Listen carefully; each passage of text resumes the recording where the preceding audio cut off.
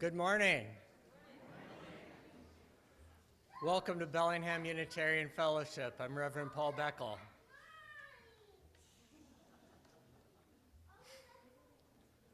When one rainy morning follows another,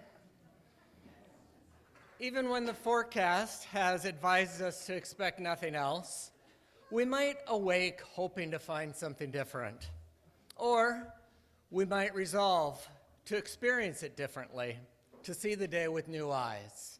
But that's not always easy to do. So perhaps we begin the day with a poem to open our hearts, a prayer to open ourselves to the world, or a puzzle to shake up our thinking, or a pinch to remind ourselves that we're still here. I find that a cup of coffee, while necessary, has become too routine to really wake me up. And reading the news, that'll stir me up all right, but nothing there really seems to surprise me anymore. So let us invoke today the larger mysteries of creation, still unfolding about us, and the spirit of beloved community to invigorate and inspire, and a new voice as well. We welcome today local poet Shati Mukherjee, who will speak to us today about the powers of observation. Not to confirm what we already think we know, but to know the complex, confusing, the charming, and the unexpected.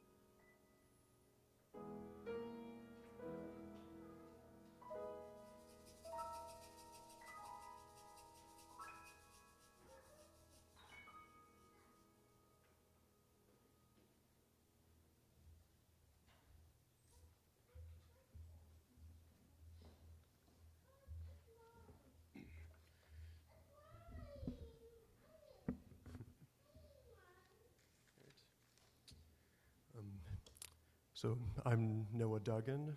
I've been coming to this church since about August of last year, so I'm a newer member. I just wanted to say I've really enjoyed my experience here so far, especially with both of the choirs that the church has, so thank you. I was asked to talk briefly today about today's topic, which is seeing as a sacred act, or seeing with new eyes, or just seeing in general. Now that's a very broad topic, so I had to kind of narrow it down. So I decided to focus on the internal aspects of it. Specifically, I wanted to think about viewing yourself as you change over time and see with new eyes. And I decided to explore this through an art form. Specifically, I wrote a short poem about it. And that poem is called Strangers with My Visage. Right.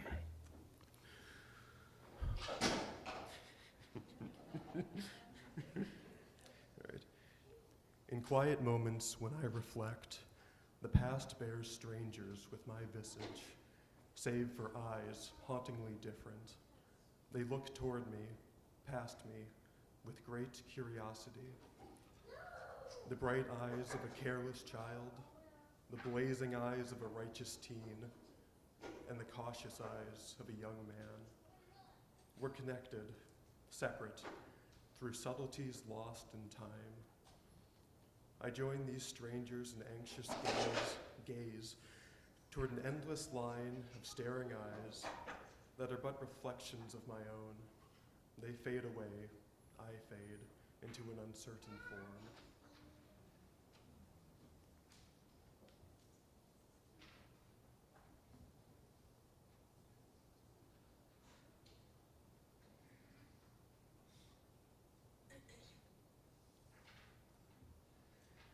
Now, if you'll join me, we're going to be reading this fellowship's covenant.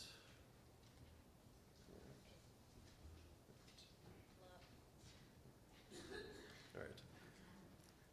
Love is the spirit of this fellowship, and service gives it life.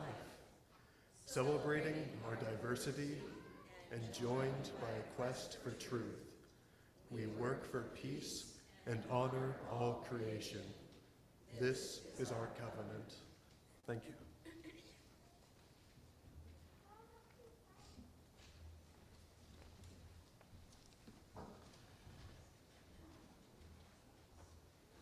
Thank you, Noah. Let's rise in body or spirit and sing the first hymn in the Teal hymn book, 1000. Morning has come.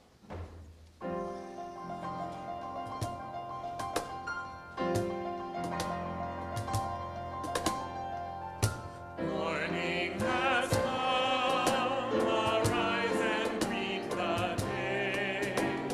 Dance with joy and sing a song of gladness. The light of hope here shines upon each face. May it bring faith to guide our journey home.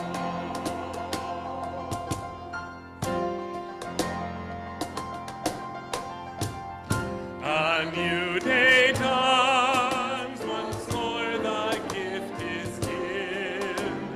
Wonder fills this moment shared together.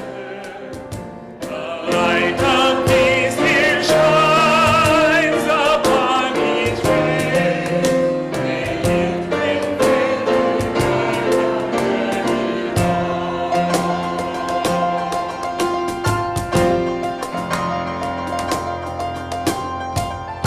Open our eyes to see that life arise.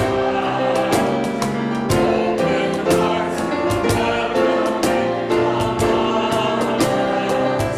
The light of love here shines upon each face.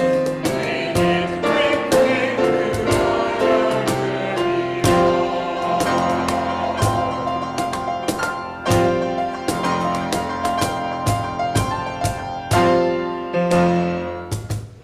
A round of applause for Andrea Ragnar.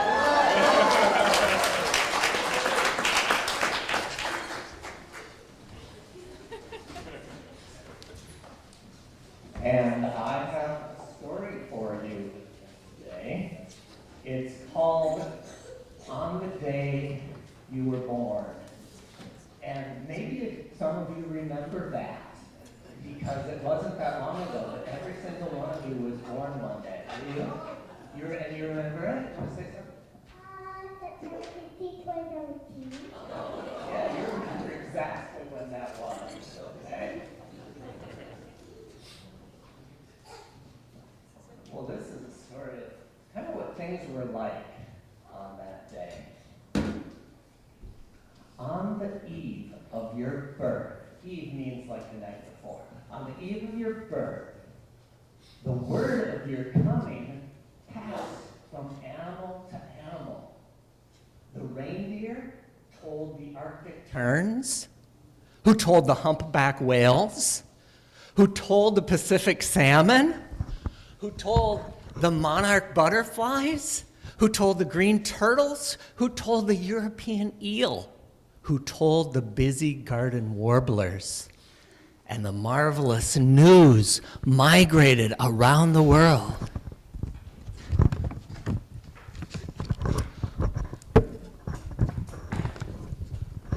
While you waited in the darkness, tiny knees curled to chin, because you started out like this, with your knees to your chin, yeah.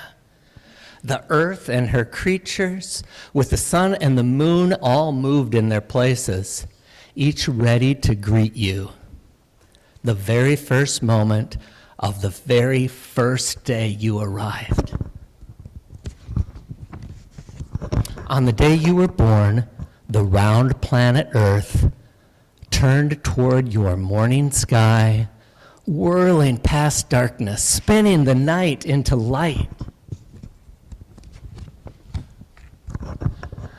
On the day you were born, gravity's strong pull held you to the earth so you wouldn't fly off. Held you to the earth with the promise that you would never float away. And while deep in space, the burning sun sent up towering flames, lighting your sky from dawn until dusk. On the day you were born, the quiet moon glowed and offered to bring a full, bright face each month to your windowsill. While high above the North Pole, Polaris, the glittering North Star, stood still, shining silver light into your night sky. Not just your night sky, but mine, and all of these people share that same night sky with that beautiful North Star. On the day you were born, the moon pulled on the ocean below, and wave by wave, a rising tide washed the beaches clean for your footprints. While far out to sea, clouds swelled with water drops, sailed to shore on a wind, and rained you a welcome. That's what this rain is for, I guess, to welcome across the earth's green lands. And on the day you were born, a forest of tall trees collected the sun's light in their leaves, where in the silent mystery, they made oxygen for you to breathe. While close to your skin, as high as the sky, air rushed in and blew about, invisibly protecting you and all the living things of the earth, of which you are a part and always will be a part of that earth and all of those animals and sky. And I hope you'll always remember that. And you guys can go off to your classrooms now as we sing you a song. The song's a little bit different today, so look in your... it's up there.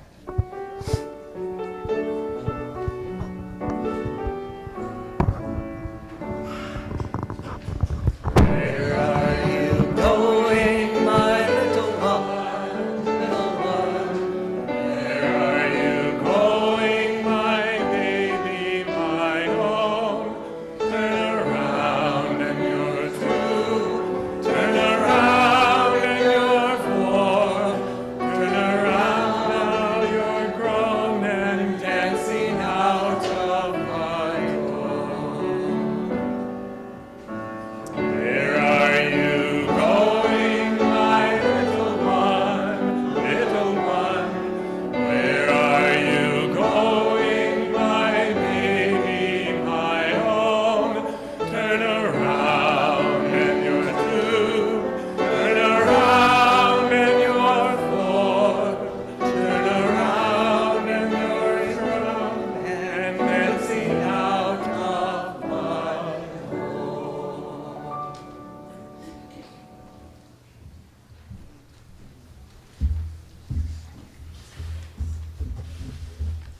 Hi, everybody. I'm Naomi Gary. I'm one of the co-facilitators of Buff Black Lives Matter. And I'm David Curley.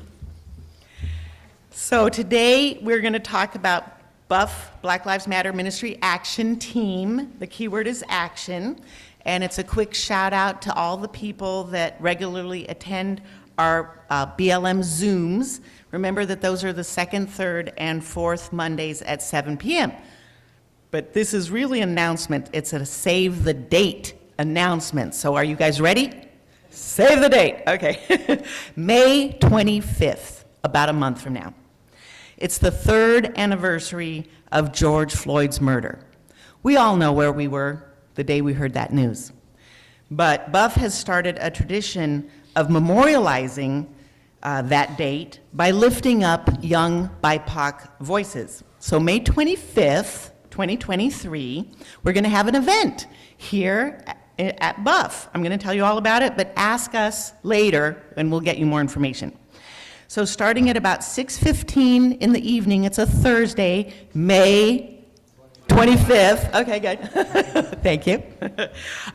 We're gonna have a screening of a film by a young man, Remy Sturck, and it's about Juneteenth. And following that, there'll be a Q&A, and it's going to be a fundraiser. We're asking for $5 at the door, but please feel free to donate more, okay? It's $5. We won't turn anyone away, but obviously donate more. Following the screening of the film and the Q&A session, we're all going to walk over to Fouts Park for a candlelight vigil.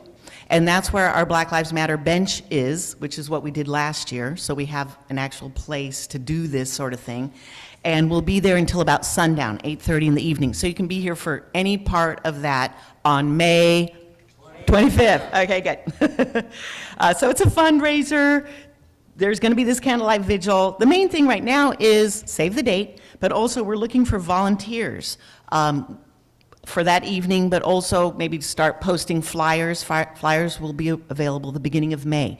So again, just talk to me, Naomi. I'm here to get the word out. May 25th, a George Floyd memorial and fundraising event for a young BIPOC filmmaker. Thank you. Thank you.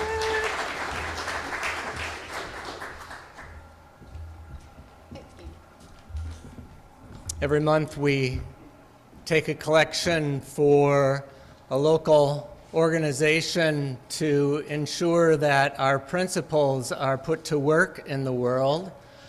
Today, Deb, will it be you, or why don't you come on up? Deb is going to tell us about the Lummi House of Tears carvers, and then a little later today we'll be taking a collection to support their work. So if Doug or Jewel showed up while I wasn't looking? I guess not. Okay. So my name is Deb Cruz, and I'm here on behalf of SEJC's special collection for this month, and that is the Lummi House of Tears carvers. What I would like to do first is to take a brief moment to honor the Earth, Earth Day, which was yesterday. So if you would please settle back with your feet on the floor in a sacred manner and take a moment to whisper your gratitude to the earth for all that she gives us. Whisper to her your commitment of healing to restore the damage done and to protect, and her protection of and for the future.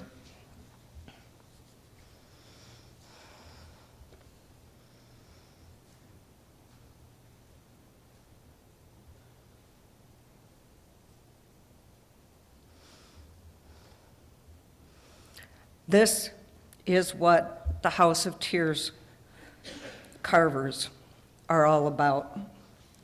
Totem poles created with such love and passion for the earth, her lands, her waters, her sky, and all life that relies on her. The poles are about our shared responsibility to protect the earth and to stir the compassion in our souls to heal the injury we inflict on her and each other. Lummi elders Jewel and Doug James and family and friends offer their time and resources to create these masterpieces of art that embody those things that we know and what we should know deep within our hearts and souls. Jewel once said, "The totem poles are a symbol of something that all of us have within us. We have the power to heal, the power to love each other, the power to unite." The totem pole itself isn't a sacred thing. It's the sacredness of love joining us together. During the blessings, we lay our hands on the totem pole. We imbue it with our love, our grief, and our hope. It's then taken on to the next community, who imbues it with theirs, and then on to the next. When the totem pole reaches its destination, it embodies the prayers of thousands of people. Eventually, it is then raised to become a lasting sentinel of love, to watch over the earth and her peoples of all communities. Over the years, since 2013, Buff members, the Buff choir, the Buff ministers have had the honor and privilege to participate in these sacred ceremonies. May we continue to be there for the carvers, for the totem pole, and the journeys that they take us on to meet our sacred obligations to the tribes and their struggles, to the earth, and to each other.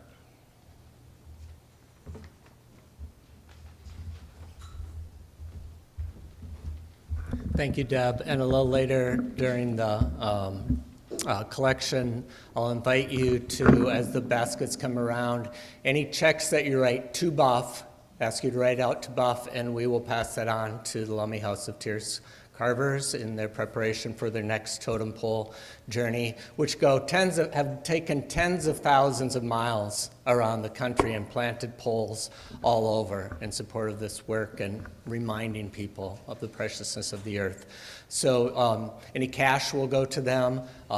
Checks right to Buff, unless it's specifically a Buff pledge, then say Buff pledge in your on the memo line. Sing that? Yeah. And then we're taking the collection? No, a little bit later. Okay. We'd like to sing just before the collection. Okay. Yeah.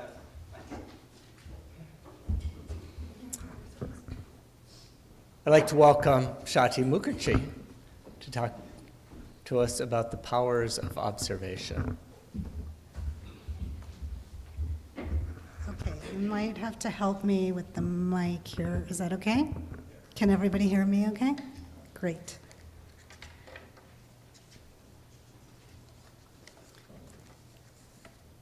Well, good morning, and thank you for welcoming me into this community to be with you guys in this little pocket of space and time.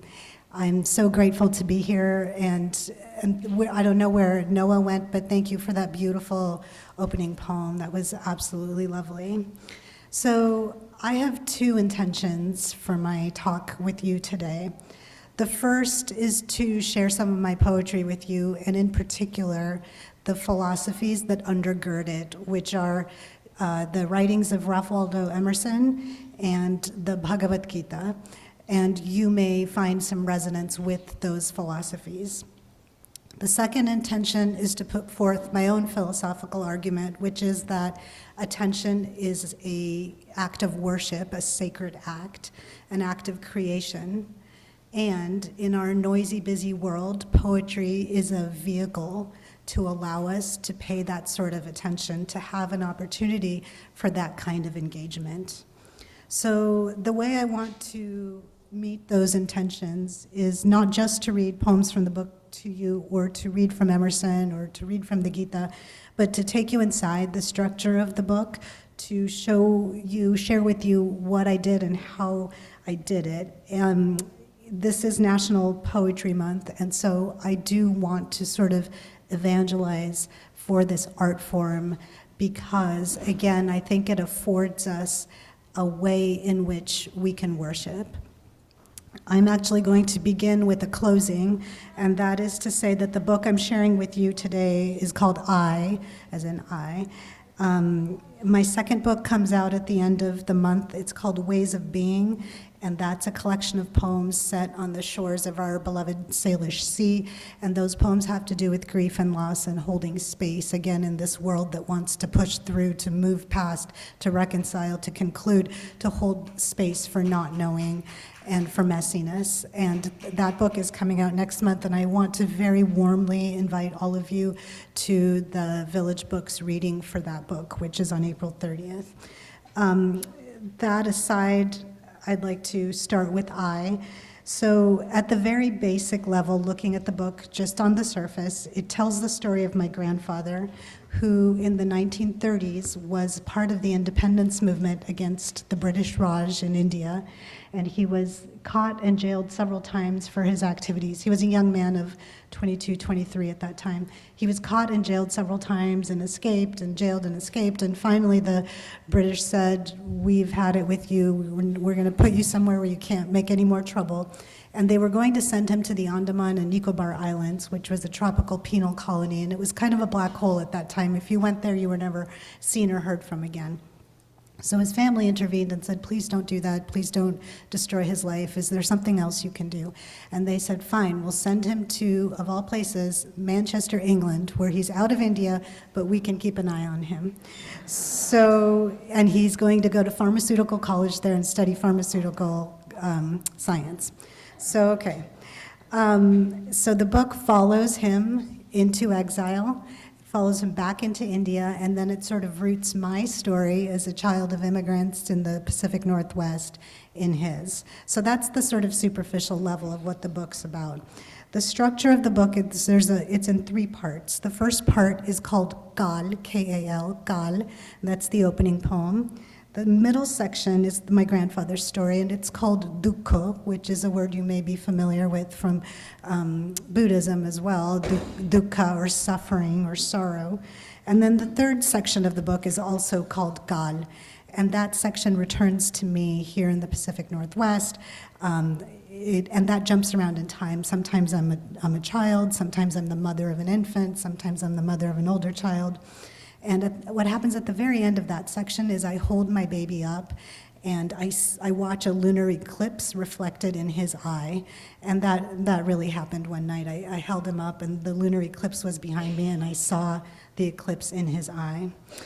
The motif of the book is laid out with the very first epigraph, and that's taken from an essay called Circles by Ralph Waldo Emerson. And Emerson writes, "The eye is the first circle. The horizon which it forms is the second. And throughout nature, this primary figure is repeated without end. It is the highest emblem in the cipher of the world. We are all our lifetime reading the copious sense of this first of forms." So copious, of course, means abundant. So what I do in the book is I begin with that epigraph, and so what I do is have the image of circles repeat over and over, horizons, the migratory paths of birds, of nomadic indigenous Indian peoples, jet streams.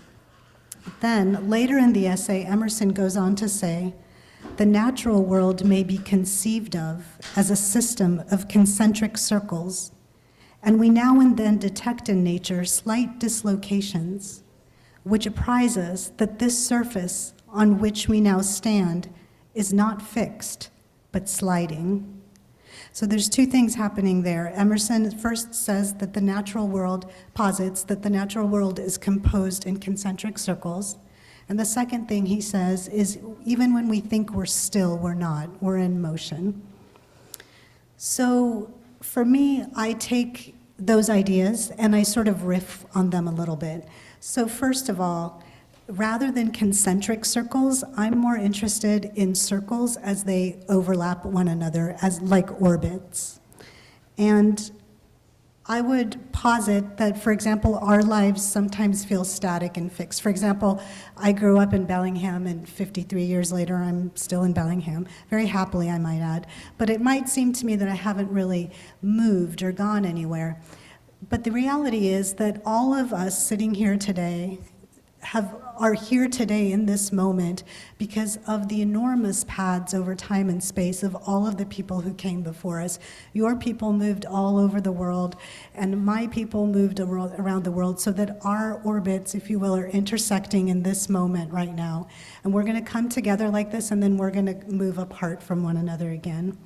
So again, I'm interested in orbits. You'll recall that a synonym for orbit is eye. This is the orbital cavity, that the orbital pocket that our eye sits in.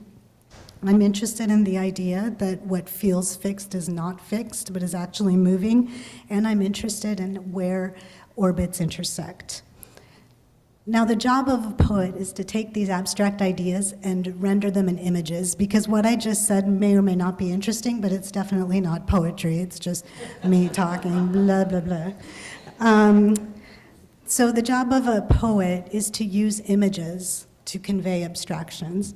So what better way to dramatize this idea of the sort of the magic of intersections than the lunar eclipse? So as I alluded to earlier, the book ends with a lunar eclipse. So I'd like to read you two poems from that third section. So again, these are taken from the third section, Gal, and it's set in the present day, and I'm a young mother with a baby. The vowel of wind turns over in the flue. All week the sky was gluey with clouds. Last night, dark balls sat sodden on the rising moon, molding it as if it were pulp, too. But now the scratch of the chestnut's leathery leaves against glass, and I raise the blinds to find the grain-tipped weeds bowing their braided heads. Did I cut out?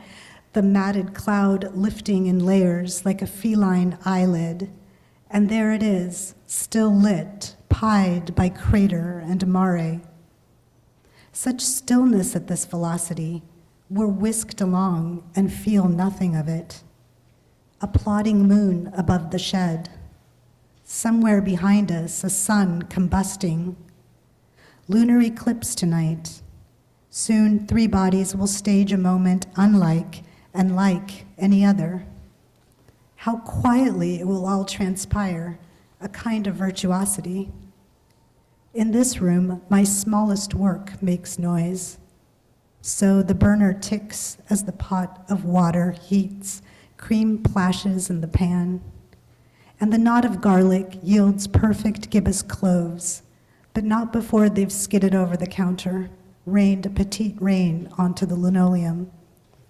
First contact, the moon in penumbra, shadow-sleeved, shaded, almost imperceptibly.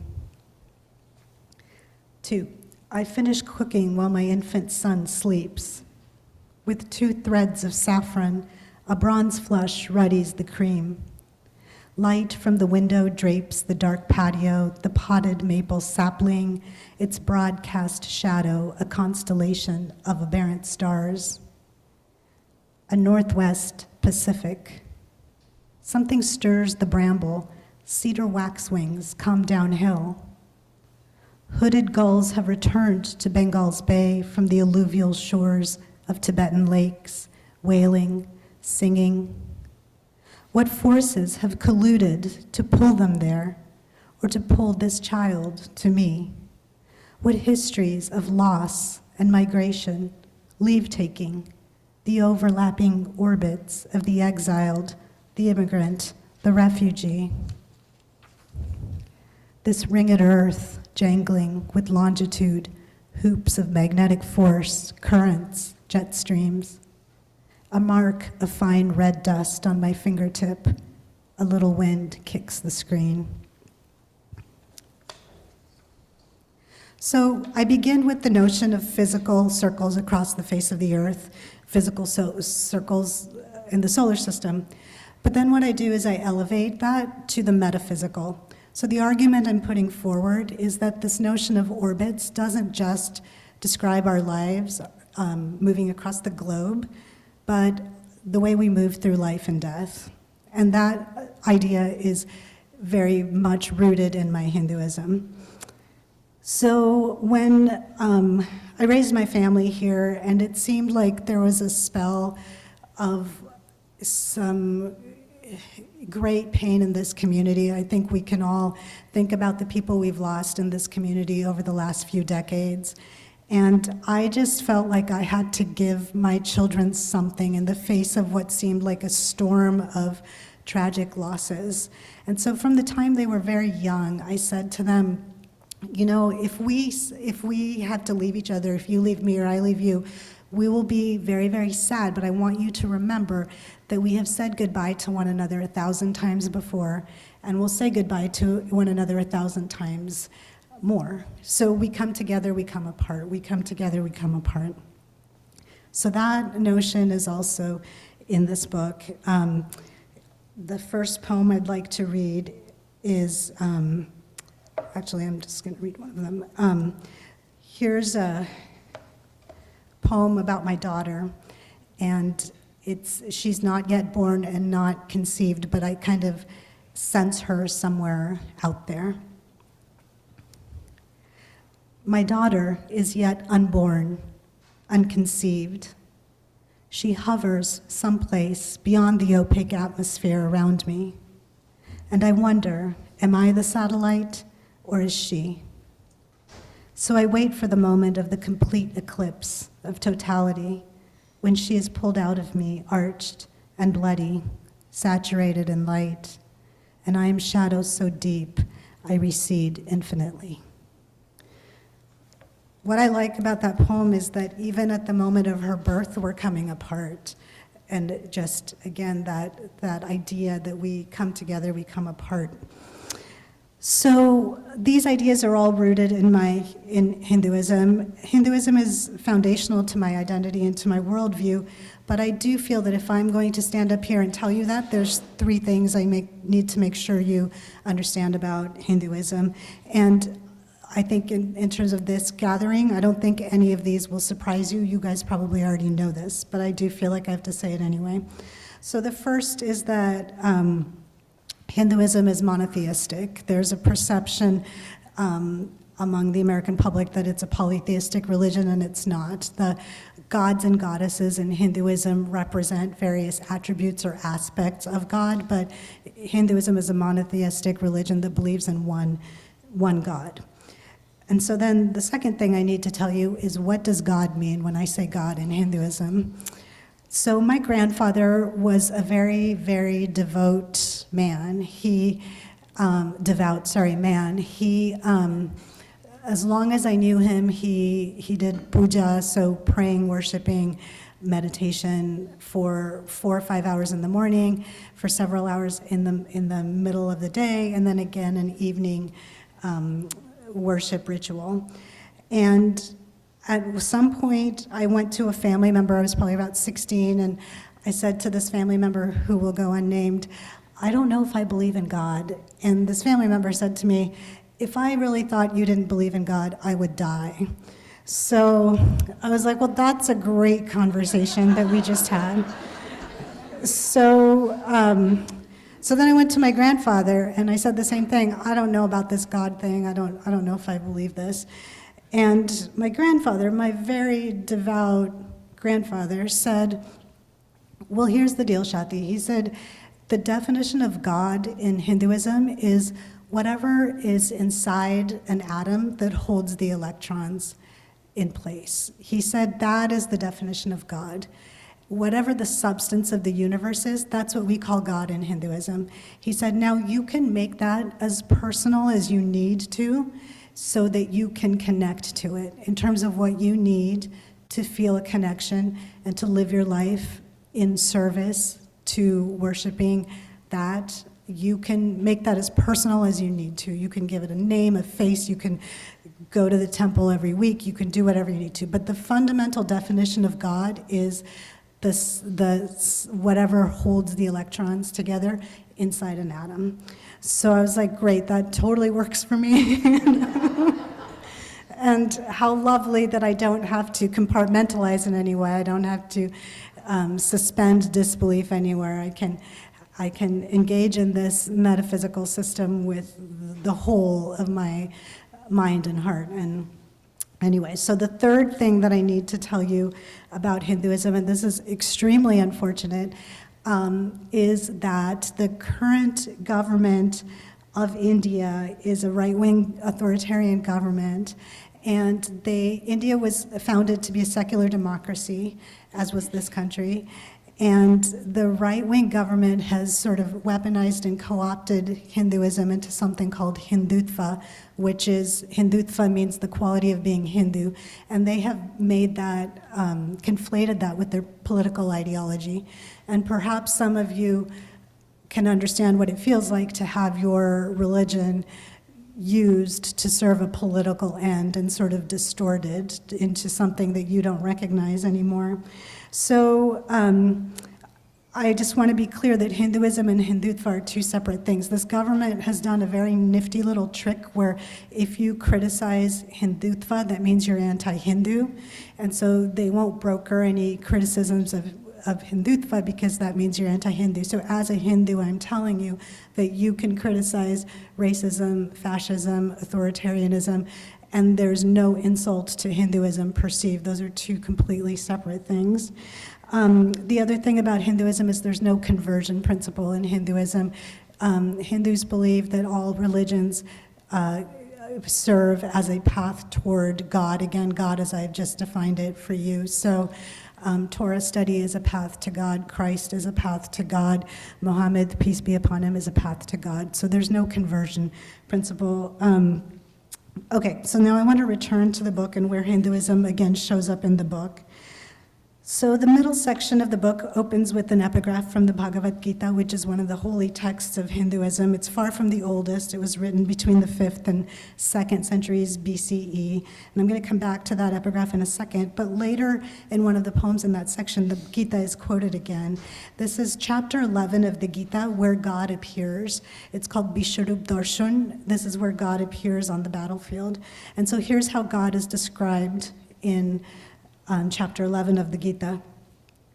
And eyes on every side, perfect, diversified, nowhere end of thee, nowhere beginning.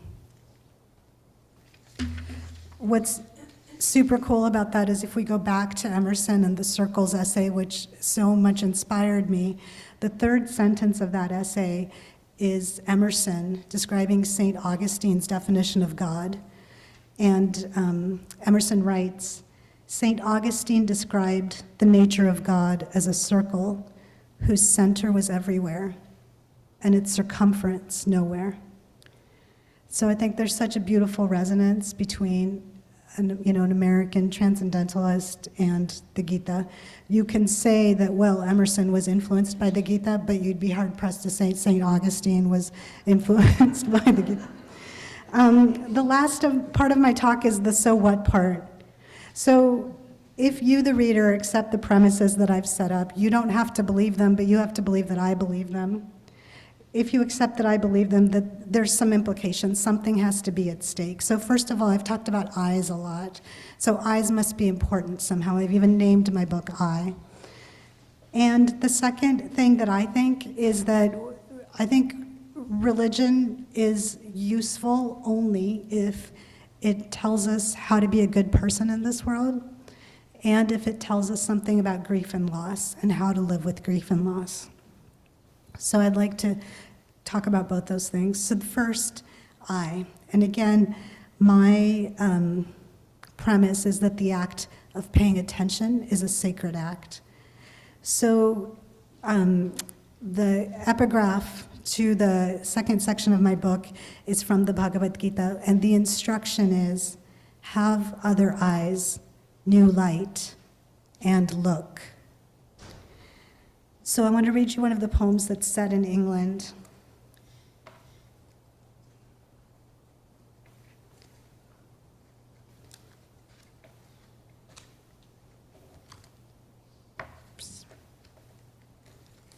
This is my grandfather reading in England. Before the hearth, a fire sank, too dim to read by. Sighing, he reached for the lamp to illumine the page, and that new light fell fractured in soft shavings. It shone upon his prayer book, upon the face of Durga. Durga is one of the important goddesses in Hinduism. The light gathered in a corona about her head, transforming her into a Mary painted in oils, haloed, or pieced in colored glass in a church window. He stared at the hybrid God he had made, then turned off the light, seeking darkness, remembering the fragrant prayer room of his childhood home, and how the women had knelt there, consecrating flower, fruit, a folded cloth with their attention. So this brings me to mind of what was just said about the totem and how the totem itself is not a sacred object. It's the way in which it holds our prayers and our intentions that transforms it into a sacred object. So throughout the book, the argument that I make is that my grandfather's gaze at the laboratory bench as a scientist in the act of observation, his memory of his father's face in prayer, his memory of the women kneeling to consecrate the objects of worship are all the same gaze. That is a act that act makes things sacred. And so what I would add is that engaging with poetry, again, is another way of paying attention, whether as a reader or as a writer. So poetry as an art form is very interesting because poets not only are paying attention to what is there on the page, the words, the rhyme, the meter, but also to what is not there. So the white space, the caesura, which is a pause within a line, where the line breaks. So they're paying attention both to form and to the emptiness around form. But here too, I make a jump from the physical to the metaphysical. So seeing with your physical eye is important, but so is seeing with the inner eye. And in Hinduism, there is this concept of the third eye or the eye of insight. And there's multiple times in the book that somebody will actually close their eyes to see better. And then, of course, we know in the act of dreaming, that's a situation in which we close our eyes and create a vivid new world. The epigraph from the third section of the book is from a book called The Invention of the Zero by Rick Kenny, who's one of our finest living poets, and go read some Rick Kenny if you get a chance. And that line reads, "Arranged so, earth held up between such satellites as sun, as I." So again, Rick Kenny is suggesting that our gaze is so powerful that we hold up the earth with it. And in fact, we know that we create our world by seeing it. We know from the observation principles of physics that the observer may transform the object that is being observed. And we also know from our own lived experience that what we see, what we observe, transforms us. So the second big theme is grief and loss, as I alluded to. So this book posits time as a circle. So when you take something that's a straight line and you make it into a circle, things that seem to be in opposition to one another become conflated to the same point. So the first and last sections of the book, you will recall, are called Gal. So it's Gal, Dukho, Gal. And Gal in Bengali means tomorrow and yesterday. So it's the same word that means tomorrow and yesterday. So if you take your linear time and you make it into a circle and tomorrow and yesterday are the same point, then what we have contained there in the middle is dukkha, or grief. Other things get conflated, grief and joy, and we all know that they're both two sides of the same coin, which is love.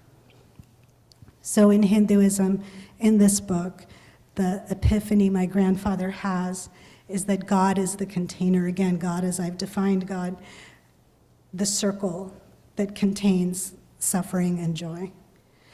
Emerson says, "Our life is an apprenticeship to the truth that around every circle another can be drawn, that there is no end in nature, but every end is a beginning. Under every deep, a lower deep opens." Isn't that so beautiful? Under every deep, a lower deep opens, and it's that containing deep that is God. There's a equanimity and neutrality in Buddhism that is very compelling, and we can learn a lot from. There's a little difference in Hinduism. In Hinduism, the universe is not neutral. The universe is Godful, and it is joyful. My grandfather had a lot of grief to manage. He was very young when he lost his mother. That was a wound that never healed for him. Then, of course, he lost his motherland, and then he had to leave his father who had raised him, his country, his identity. So the insight that I have my grandfather arrive at is not the cessation of his grief. It doesn't go away, but his understanding of its finity, that it was bounded and contained. So I want to close with the two final poems. In the first one note of explanation, I had, in the book, I had my grandfather bring a bottle of water from the Ganga River for use in his, the holy river, for use in his morning prayer practices. And in an earlier poem, he sort of panicked by watching the level of water diminish as like his connection to his home further recedes. So that is in the first book and in the first poem that I'm going to read, and then I'm going to read the last poem where he goes home. For months, my grandfather had held his grief at arm's length until one day he woke and found he could contain it, or it contained him. It eddied about him, atmospheric. It was an ocean, an eerily deep sea that bore him. He returned to museums and churches he had already visited, looked again at the pietas, a mother, a son, and a finite grief. Read the Bhagavad Gita, and the Sanskrit sounded all day long in his head. Eyes on every side, perfect, diversified, nowhere end of thee, nowhere beginning. He poured the rest of the Ganga water with a great splash into his prayer bowl, and his next time in London, rinsed out the bottle at the shore at the Thames, then held it just below the water's skin. The bottle filling, jittered and bucked in his hand like a living thing. I have a photograph of him taken somewhere on the continent, his back unshaped by a knapsack, bulky boots on his feet, his left hand lost in his pocket, and I shut my eyes to see the cat's eye ring on the little finger, prescribed for insight, perception, and protection against drowning. He was allowed to return home after 7 years when England entered the war, had booked a berth on a cargo ship, but arrived in Liverpool late to the sight of the placid horizon, the departed boat. The next night, a German raider met that ship and sank her. I recall that photograph, a tawny sky, some thin trees. Behind those, moor, lea, heath, jungle, paddy. My grandfather prayed every night to dream his father, because there was a precision in the dreaming that was not possible by day, when he found he could not recollect his face, not exactly. And this grief was deepest. How hopefully he would arrive at sleep. It was a ritual dear as any, the glad renunciation of world, of body, only the eye left to lurch about in the socket, conjuring. Thank you so much.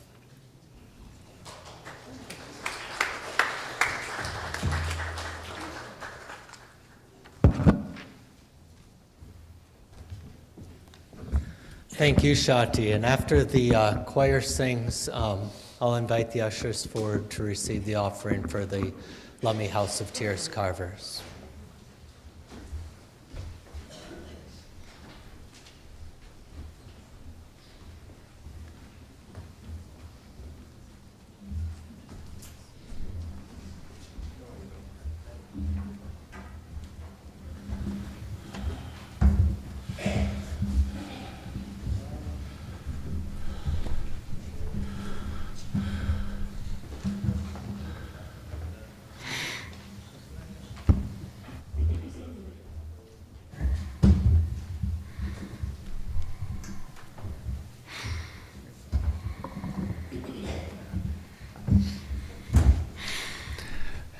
Yes, thank you, Shati. May you feel deeply welcome among us. I'm Jocko Ten Hove, a retired Unitarian Universalist minister, but mostly an aspiring musician these days.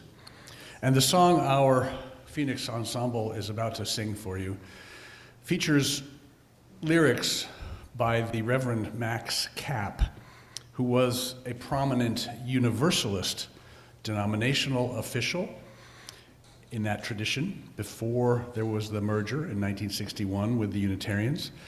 He was also an instructor and a dean at the Universalist Seminary in upstate New York, Canton, St. Lawrence Theological School, which closed a few years after the merger in 1961. Two of Capp's many students there were my spouse Barbara's father, John Wells, and her brother-in-law, David Weisbard. And after Max's death in 1979, the school's ongoing foundation named an annual award in his honor for demonstrated interest in Universalism. And I was lucky enough to actually, in my own seminary training, receive that award in 1985. And the $2,500 award was barely enough to pay for my first Macintosh and daisy wheel printer. This poem of Capp's, "I Brought My Spirit to the Sea," calls forth images of water, inspired by his connection to the seashore and coastline. It also references sky and trees and tears, all of which also make it a fitting companion to our theme and our special collection this morning.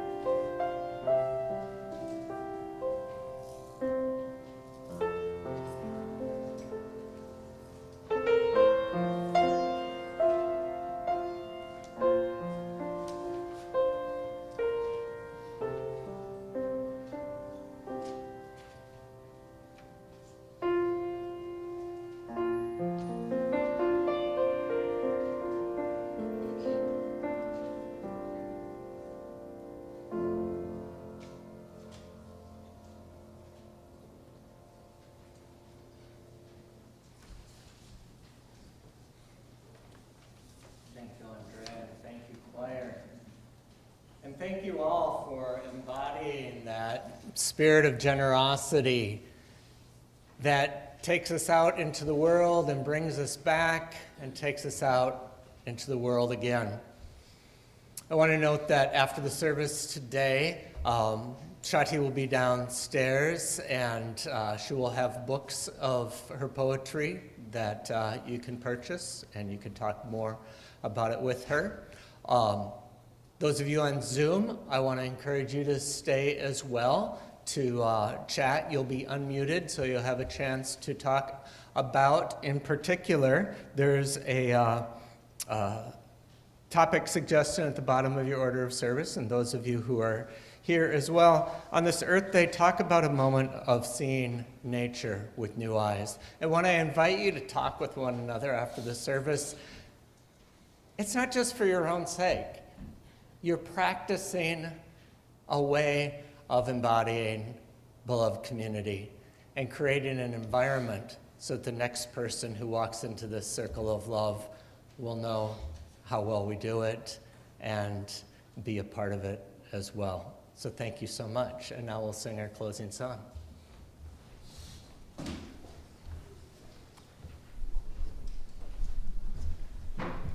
Thank you. Our closing song is from India. It's hymn number 178 in the Gray Hymn Book, and it is a favorite prayer of Mohandas Gandhi, and it cites Ram and Allah. So we might look at the way it might look a little bit daunting, but it's really quite repetitive. The beginning starts Raghupati, and then you repeat that beginning twice before you go into verse 1. At verse 1, Sita Ram Jai, you have some words that repeat twice, so maybe you get them the second time around. You go back to the beginning, do the beginning twice, before verse 2, Iswa Allah. So we go through verse 2 twice, back to the beginning. Verse 3 is the same as verse 1. By this time we'll be fluent, right? And we only sing the last two lines at the very end. So each time we get to the top of the second page, that's when we go back to the beginning. Okay, we only sing the ending at the end. Here we go. Let's stand in body or spirit.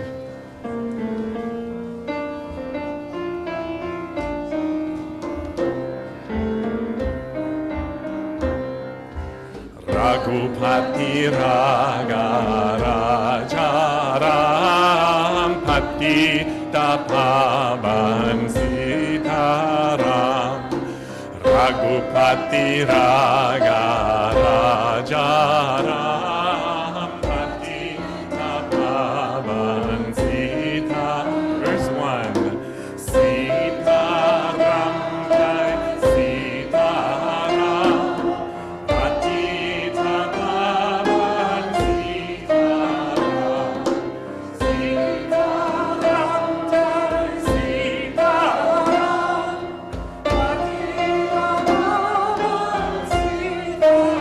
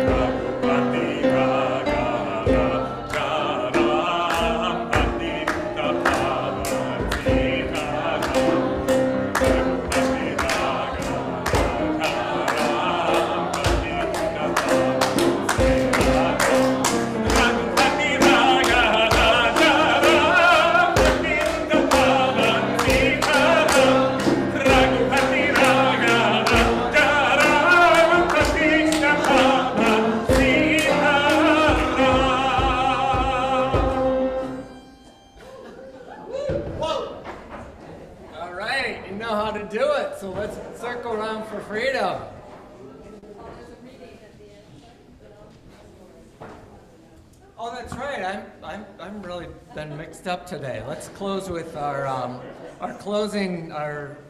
benediction number 591. 519.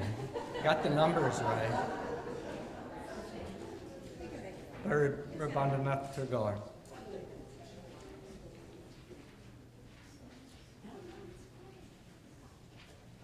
Let me not pray to be sheltered from dangers, but to be fearless in facing them.